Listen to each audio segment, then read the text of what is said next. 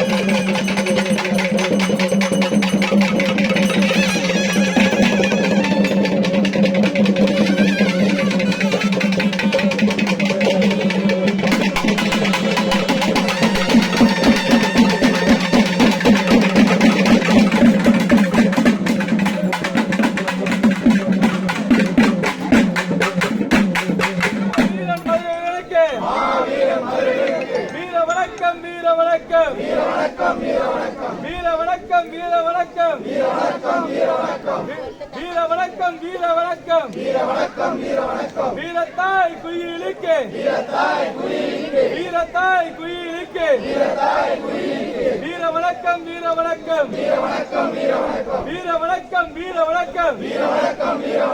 மாவீரன் பொல்லானுக்கு வீர வணக்கம்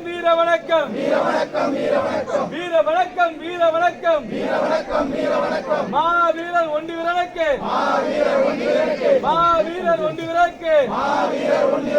வீர வணக்கம் வணக்கம் சபதம் ஏற்போம் சாதி வாரி கணக்கெடுப்பில் 62 மக்கள் எண்ணிக்கையில் 62 பெயர் சூட்டி சாதி வாரி கணக்கெடுப்பில் 62 பேர் சொல்வோம் வீர வணக்கம் ஒண்டி வீரனுக்கு வீர வணக்கம் அனுசரித்துக் கொண்டு வருகிறார்கள். இந்த நேரத்தில் வந்து நாங்கள் அரசாங்கத்திற்கு ஒரு கோரிக்கை வைக்கிறோம். தமிழக அரசு வந்து நெல்லையிலே ஒருங்கிணைந்த மாவட்டமாக இருக்கும் பொழுது நெல்லையிலே வந்து எங்களுக்கு ஒட்டுமீனுக்கு வந்து சிறை வைத்தார்கள்.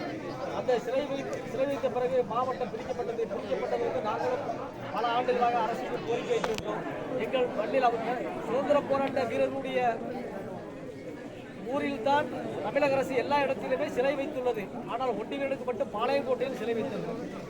பாளையங்கோட்டையில் வைத்தாலும் அவர் பிறந்த பள்ளி சிலை வைக்கப்பட்டு எப்படி கோரிக்கைகளுக்கு பல ஆண்டுகளாக வைத்து அப்போ அரசாங்கம் உங்களுக்கு நெல்லையிலே வந்து வைத்துள்ளார்கள். அரசாங்கத்தினுடைய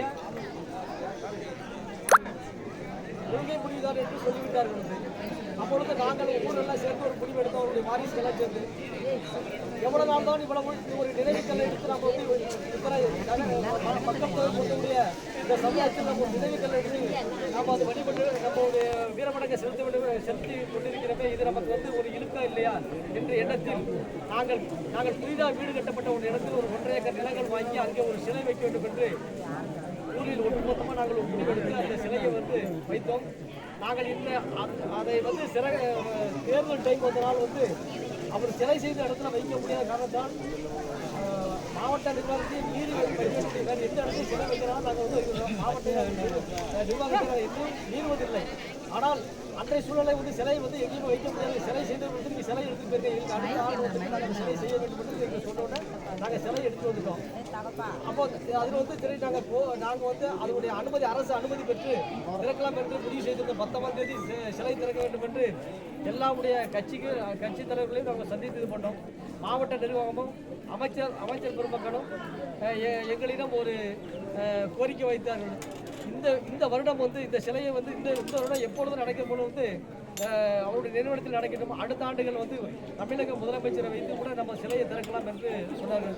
நாங்கள் இப்போ ஊர் சார்பாகவும் இந்த அரிசி சமூக சார்பாகவும் ஒன்றிய வாரிசு சார்பாகவும் இங்கே வந்து அனைத்தருடைய எல்லாருடைய சார்பாகவே இந்த நேரத்தில் ஒரு தமிழக அரசு கோரிக்கை விட்டால் எங்களுக்கு சிலையை வந்து அரசாங்கம் வந்து முதலமைச்சர்களுக்கு பிறந்து மற்ற சுதந்திர போராட்ட வீரர்களுக்கு போல அவருடைய வாரிசுகள் சான்றிதழ் வழங்கும் அவர்களுக்கு பென்ஷன் வழங்க வேண்டும் என்றும் இந்த நேரத்தில் வந்து நாங்கள் ஒரு கோரிக்கை வைக்கின்றோம்.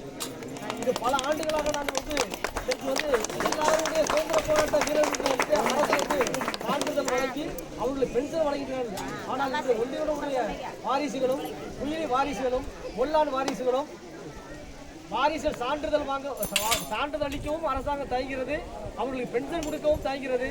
அதனால் வந்து அதை நீங்கள் கரெக்டாக ஆய்வு செய்து அரசாங்கம் வந்து எங்களுக்கு வந்து இந்த ஆண்டாவது எங்களுக்கு வந்து கண்டிப்பாக அதை வந்து அவங்களுக்கு எல்லாத்துக்கும் வழித்தோன்றல் சான்றிதழ் வழங்கி அவர்களுக்கு வந்து பென்ஷன் வழங்க வேண்டும் என்றும் நான் இந்த நேரத்தில் ஒன்றிய வாரிசு சார்பாகவும் உங்கள் அனைவரையும் இந்த ஊர் மக்கள் சார்பாகவும் நான் கேட்டுக்கொள்கிறேன்.